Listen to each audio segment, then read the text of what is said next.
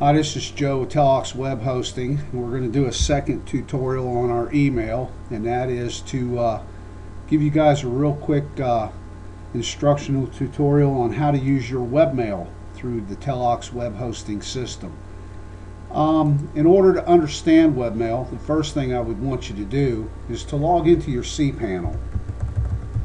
If you remember, cPanel is easily accessible by typing in your domain name. In this case, I'm using my domain /cPanel. Of course, it's going to ask you for your username and password that was originally sent to you when you first set up your account. Now, in looking at the email accounts, you'll notice that I have several accounts set up for people, and one of the things that you can do when you go in this method is to click the More button and ask to access the webmail. Now, one of the things I want you to understand, in our web hosting setup, your username for email is your email address. A lot of other companies and web hosting companies will let you create like a Joe is my username. We feel that the email address is just a little bit more secure. But anyway, using my email account, I can go down and I can click access the webmail, put my password in,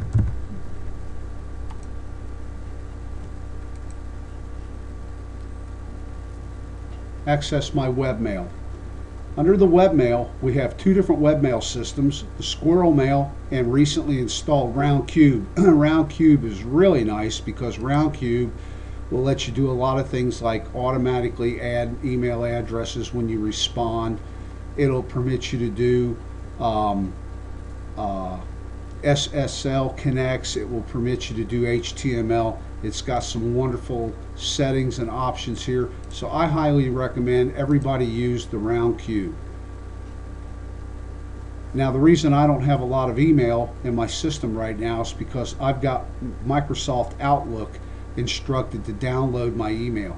Going back to the main interface, one of the important other things you can find is called a box trapper. Box trapper is a system where anyone who wants to send you email has to initially, only one time, reply to an email and get themselves whitelisted. You can look at this whitelist and blacklist at any given moment. You'll see these are all the people here who have whitelisted themselves by doing the automatically reply. And of course, I've got some blacklist people I just don't want to hear from. Another thing that you can do is you can configure your email filtering, which is the Spam Assassin anti-spam system. Under general spam, for example, I have a whole lot of different criterias here. If the spam status is yes, all of these are designed to discard the message, do away with it. If I have any content that says wife's photos, we begin to get some invitations to go look at guys' wife's photos. You know what, I really don't want to see anybody else's wife. Sexually explicit, anything in the header, or I could even tell it anywhere in the body, anywhere. This is highly configurable.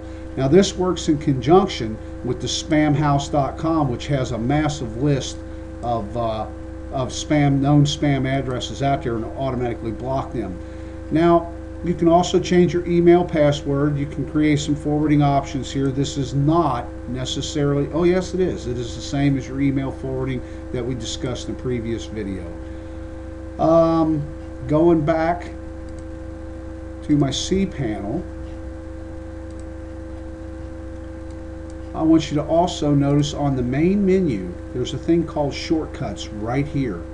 Shortcuts permit you to create a shortcut on your desktop which will automatically take you to your webmail or automatically take you to your cPanel. And the way you do this is, I'm going to minimize my browser just a little bit here. I double click shortcuts, and if I want a direct link to my webmail, they tell me just to drag and drop this over. And what this does is give me a shortcut on my desktop that will take me to my webmail account.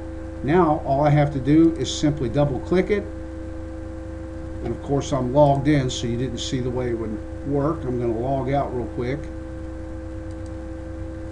Double click it and it's going to ask you for your username and password. Again, the username is your email address. My password is already in there.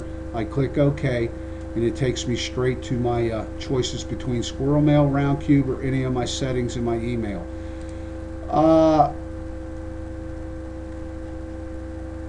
Yeah, I guess that about covers it. Another thing that you can do in order to get to the webmail is simply go to your domain, which in this case is telep.us/webmail.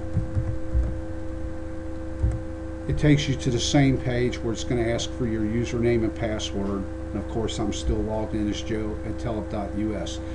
A lot of people use webmail. We highly discourage your storing any secure webmail, secure email on a webmail system, because I'll tell you what, we take security very seriously here and we have never had a breach, but there is no such thing as a 100% secure website.